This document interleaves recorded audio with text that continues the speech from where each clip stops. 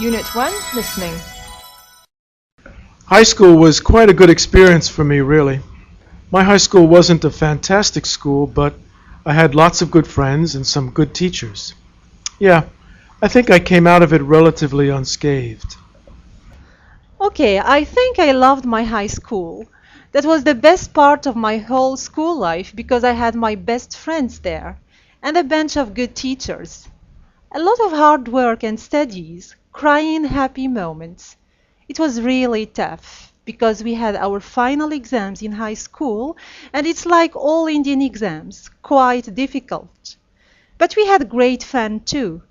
We did a lot of joint studies and made wonderful friends.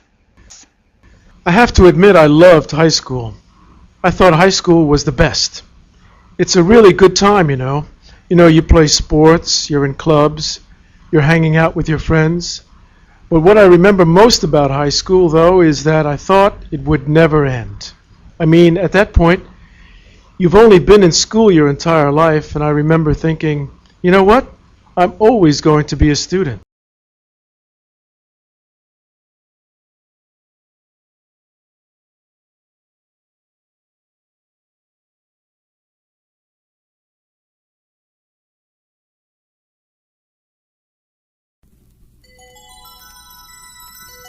Unit 2, Listening.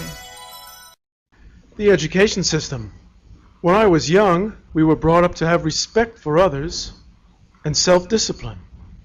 All the problems that our society faces stem from the fact that our young people have no direction in life. I've seen it so often during my life: drugs, crime, and joyriding. The education system has to offer them an alternative. Otherwise, things are just going to get worse and worse. I think a major reason for people's unhappiness is television. It gives them an unreal sense of what life should be about. No wonder people feel so dissatisfied with their lives. In my day, it was all about hard work and making your way in the world. Nowadays, all people seem to want is instant satisfaction. They'd be much happier if they just switched the thing off. We're doing so much harm to the environment, most people don't even notice it. You can talk about drugs and crime all you want, but if this generation doesn't start to do something now, there won't be anything for our children to worry about, 'cause there will be nothing left. Everyone has to do their own little bit. I bet if we all worked together to save the planet, people would forget the differences between us. Intolerance. It's amazing to me how in this day and age people can still believe some of the things they do. When I think about all that happened in the 20th century, I can't believe that the 21st is going to be the exact same. It may not be different races anymore, but people will always find someone to blame. Maybe in time people will change, but I'm not holding my breath. I think poverty is the cause of most of our social problems. If you look around, you see poor people everywhere. Some of our children live in the streets. They are subject to bad habits and commit crimes. Some people still live in bad conditions without water or electricity.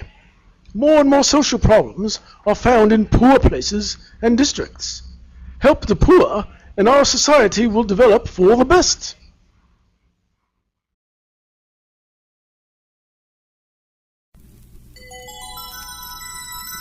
Unit 3, in the gym. Hello, my name is Jane, and I'd like to ask a few questions about getting fit. Hi Jane, what can I do for you? I need to get in shape. Well, you've come to the right place. Have you been doing any exercise lately? I'm afraid not.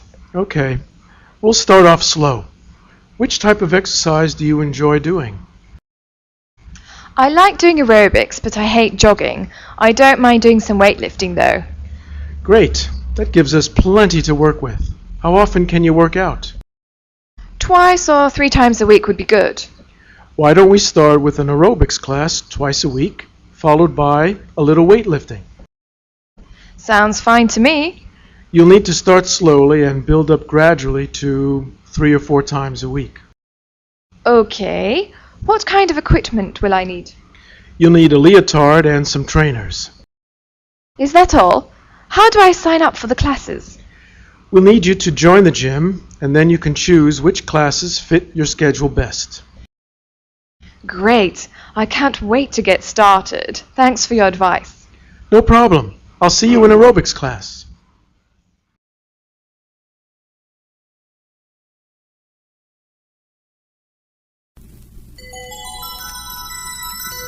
Unit 4, Environment. Good morning, Mr. Ben Youssef, and thank you for giving me the opportunity to talk with you about the effects of pollution on human health. Well, you don't need to thank, since pollution is a responsibility of all of us. So when our environment is polluted, the standards of living comes down. As an expert in ecology, can you tell me, Mr. Ben Youssef, how the different pollutants affect people? The effect of pollutants can go from discomfort to death. To measure them, there are tests which are made in a short or long term.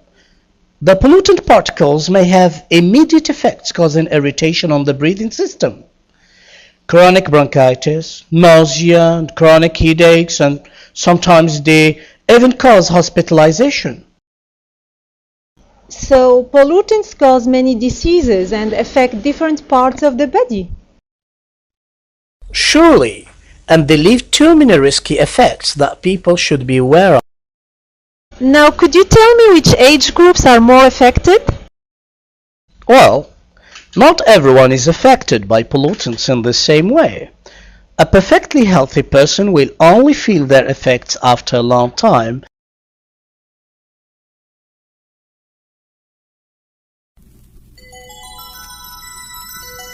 Unit 5, Entertainment. Part 1. Could I start by asking you about the beginning of your career? Well, in the beginning, acting was a pastime for me, something to kill time with. I, together with some friends, used to write short plays and act them out in a local teen center. This way, I got the acting bug. As I grew older, I became more and more committed to it. When I finished high school, I decided to join the National Acting Institute, and there I brushed up my talents and skills. How did your parents react? Did they approve or disapprove of your choice? In fact, my father really put his foot down. He said acting couldn't give me a stable and secure income for a living, and things like that. But I finally was able to make him change his mind with the help of my mother. What about now? Do you feel you have made the right choice? Let me make it clearer. There is more to life than money. I don't earn much, but I'm really happy. I've got a house and a supportive and loving family. Above all, I'm doing what I'm really good at and what I enjoy most. So, what should I complain about? Part 2. You've worked in theatre, TV and cinema. Which medium do you prefer working in and why? I have no preference, really. Each has its own demands, and each has its own benefits. In film and television, you can act in a relaxed atmosphere. In theater, people are a bit far away from you, so you must show them where to focus on the stage. In films, the camera takes care of focusing problems. On stage, it is your voice and your physicality that draw the focus, so that the audience know where to pay attention and where not to. I prefer them all equally, in fact. You say tastes are changing. Could you explain in what way? As you know, change is the essence of life. Look around you and you'll see that things aren't as they used to be. Interests, mentalities, and tastes as well have changed. The audience have become more selective and more demanding. They just can't watch anything. They really choose what to watch and what not to. You must give them good works, otherwise they will look for them somewhere else. What advice can you give to the growing generation of actors? Patience and hard work, plus the most valuable piece of advice I was given myself, modesty.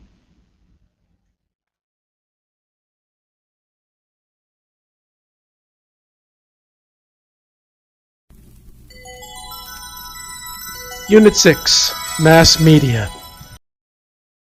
This is the local Radio Amiga. It is 1 o'clock and here is the news. Bad weather has again caused chaos in the northern areas. Heavy rain, which has been falling since yesterday afternoon, has caused great difficulty for motorists and pedestrians.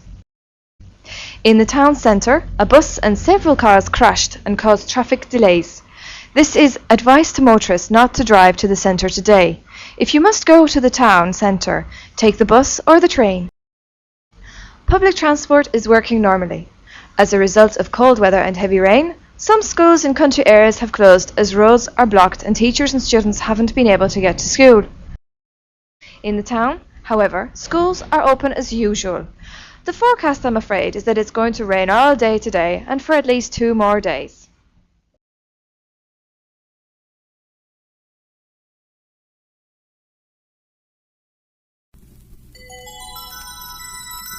Unit 7, Celebrations.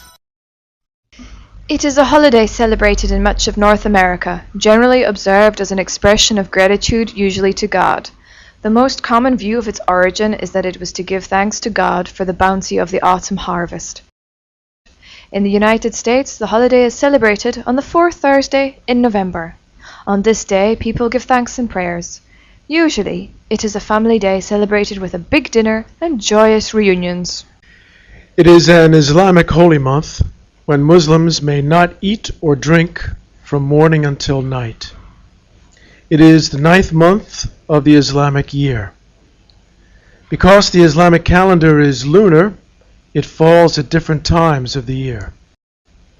Muslims celebrate it as the month during which the Prophet Muhammad, peace be upon him, received the first of the revelations that make up the Quran, the holy book of Islam. It is also a time for other religious activities.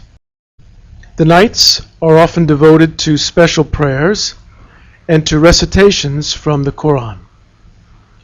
During the last 10 days, some Muslims seclude themselves in a mosque to give full time to religious contemplations.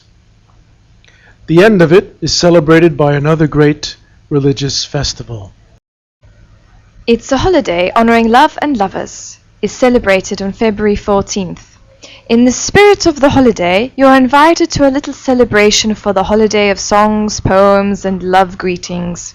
These verses and greetings were popular as far back as the Middle Ages, when lovers said or sang their beloved. Written postcards began to appear after 1400. The oldest one in existence was made in the 1400s and is in the British Museum. Papers and postcards are exchanged during this feast as gifts. On December 12th each year, thousands of people gather at a hill in Mexico City. They come from all over Mexico. Many have walked long distances to reach the shrine of Our Lady. The shrine is built on the spot where a poor Indian said he had seen a vision. About 450 years ago, the man, Juan Diego, was walking by the hill. Suddenly, he saw the figure of a young Indian woman surrounded by bright light. She had black hair, dark eyes, and a dark skin. She told him she was the mother of all Indians. She told him she wanted a shrine built there. And the shrine was built. It has been celebrated since then.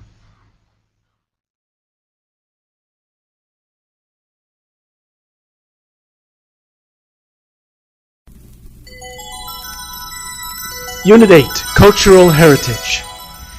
Please, could you tell us how important is the family in Moroccan culture? In Morocco, the family is the most important unit in society and plays an important role in all social relations. More than that, the elderly are honored and respected and often exercise a great influence on the rest of the family. How do Moroccan people greet each other? Well, as you know, when Moroccans greet each other, they take their time and talk about their families, friends, and common topics. Shaking hands is the usual greeting between individuals, And if you join a group, shake hands with the person on your right and then continue around to your left. Could you tell our readers about the Moroccan eating habits? There are many traditions related to the eating.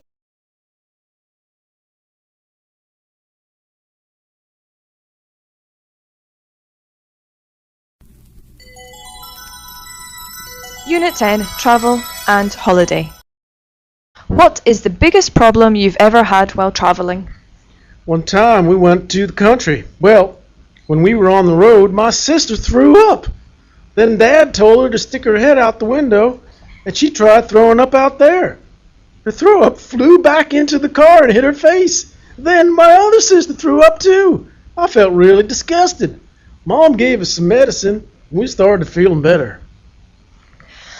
I've had so many bad vacations, it's hard to count. I remember one time we went to the seaside. When we got to the campsite, we had all those big plans to go to the beach the moment we got there. But guess what? It was raining! We were too disappointed. We went out for pizza. But it was really fun because the rest of the days were sunny. Just a few years ago, my family and I went on a vacation to Spain and we missed our flight. Not once, not twice, but 3 times. We had to spend the night at the airport. We were very exhausted. It was a great flight, but when we arrived at the airport in Madrid, our baggage had been left back home. We had to buy new clothes, toothbrushes, and toothpaste. One problem was the directions. The first time we went on a trip, we didn't know where we were going. We really felt the panic of getting lost. But we got there. What we did was to look at the map and follow the directions.